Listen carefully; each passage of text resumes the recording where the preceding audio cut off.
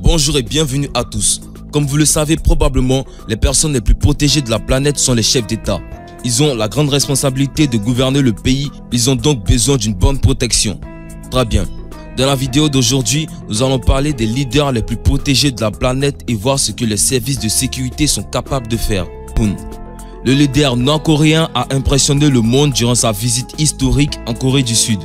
Ce dernier était sous la protection d'une armada de 12 gardes du corps armés jusqu'aux dents et capables de sprinter en suivant le véhicule conduisant Kim Jong-un. Il se dit que le leader nord-coréen dispose de plus de 15 000 gardes du corps assurant sa protection. Difficile donc de l'approcher à un niveau de protection unique. Les gardes du corps du dirigeant nord-coréen sont soigneusement choisis pour leur forme physique, leur allure, leur capacité de tir d'élite ou leur maîtrise des arts martiaux. Vêtus de costumes et de cravates à rayures bleues et blanches, il serait proche de Kim Jong-un à son approche de la ligne militaire de démarcation pour une poignée de main historique avec son homologue sud-coréen Moon Jae-in.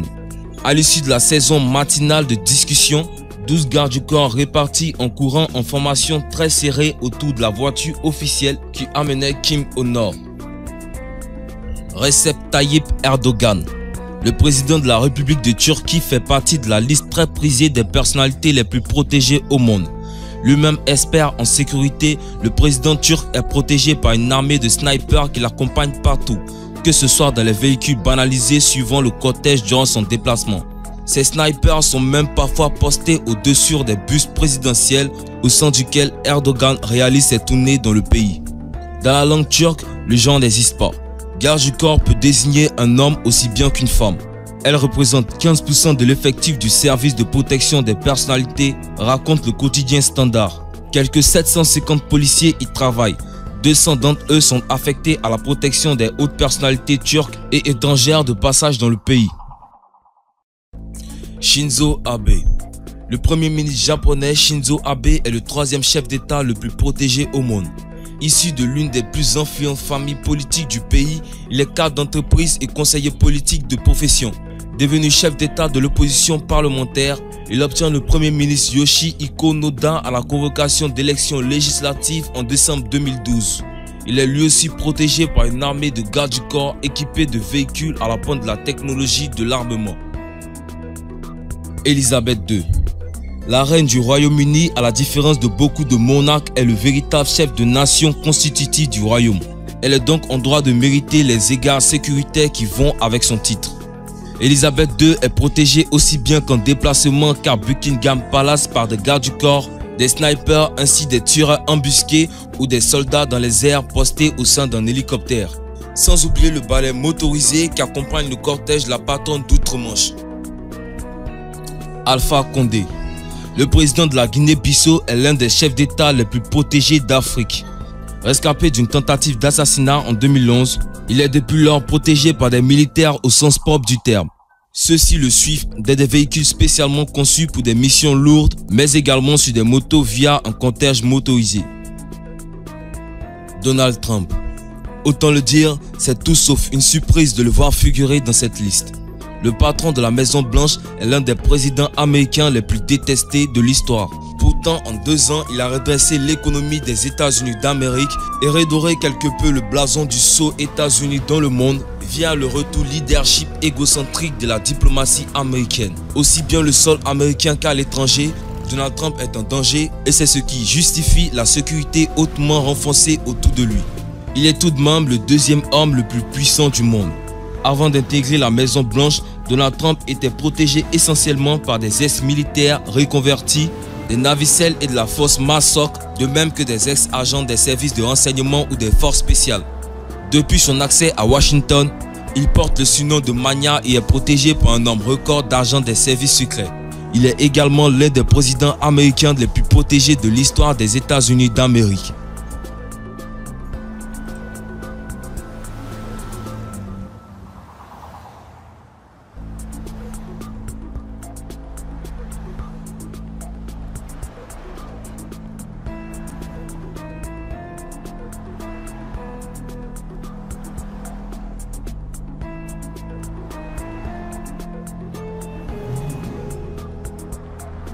Bras droit, ne bouge pas avec cette impression d'un bras en plastique. Mais c'est pas vrai! Des experts militaires ont alors étudié les vidéos pour lever le voile sur ce mystère. Et il s'agit bel et bien d'une main en plastique, une technique qui permet de cacher un fusil automatique sous son manteau pour ainsi surprendre une personne qui tenterait une attaque sur le président. Ces derniers sont même parvenus à identifier l'arme. Il s'agirait d'un fusil FN P90, parfaite pour être dissimulée sous un... Vladimir Poutine. Qui de mieux pour prendre la suite de Donald Trump dans ce classement que son rival préféré Vladimir Poutine, président de la Fédération russe. Officier du KGB, principalement service de renseignement de l'URSS post-Staline, en poste à Berlin au moment de la chute du mur, il commence sa carrière politique à la mairie de Saint-Pétersbourg, puis devient l'un des plus proches conseillers du président Boris Eltsine, qui fera de lui le directeur du service fédéral de sécurité en 1998, puis le président-gouverneur de la Russie l'année suivante. Il est sous la protection du service de protection fédérale constitué d'agents mutés en FSD et autres services de renseignement russes. Connaissant la réputation des agents russes, autant dire qu'il faudrait être mentalement dérangé pour s'attaquer à Poutine. Situation là, je claque. 1. Main ouverte au visage, j'attrape les parties génitales, je pousse sur le dos, je tire et je viens finir pareil. On commence. Ici, donc tout de suite.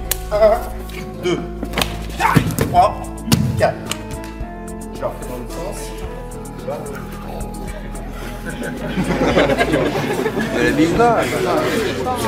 Donc bien sûr je ne vais pas réagir avec la main opposée, je vais toujours chercher la première ici. La première va taper toujours au niveau du coude. D'accord?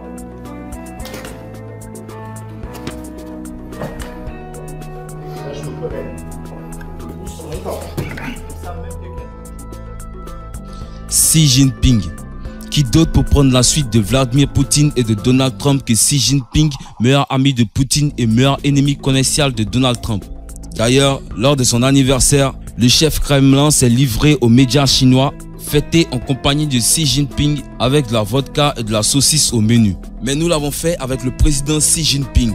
Je ne vais pas le cacher, nous avons bu un verre de vodka et juste coupé des morceaux de saucisse, a-t-il déclaré. Le chef du Kremlin a également expliqué pourquoi, durant sa carrière, il ne l'avait jamais fait avec d'autres présidents.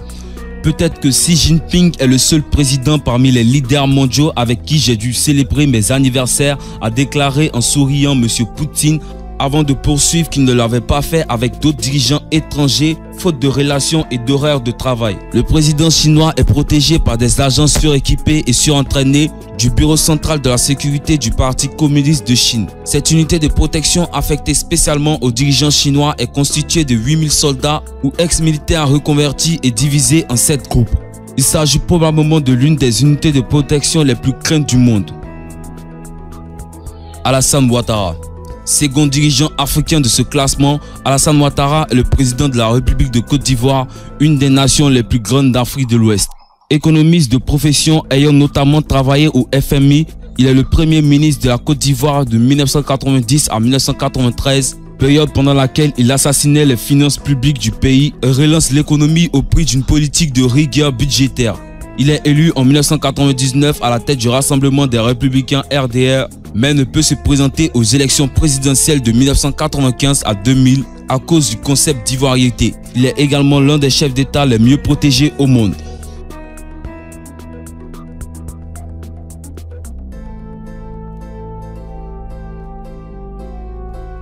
Le pape François. Outre son titre et ses égards ou attributs religieux, le pape François est aussi le chef d'État de la Cité du Vatican. Il est donc logique qu'il jouisse du parapluie sécuritaire qui incombe sa fonction, surtout après la tentative d'assassinat qui visa le pape Jean-Paul II en 1981. Le pape François est protégé par des gardes russes.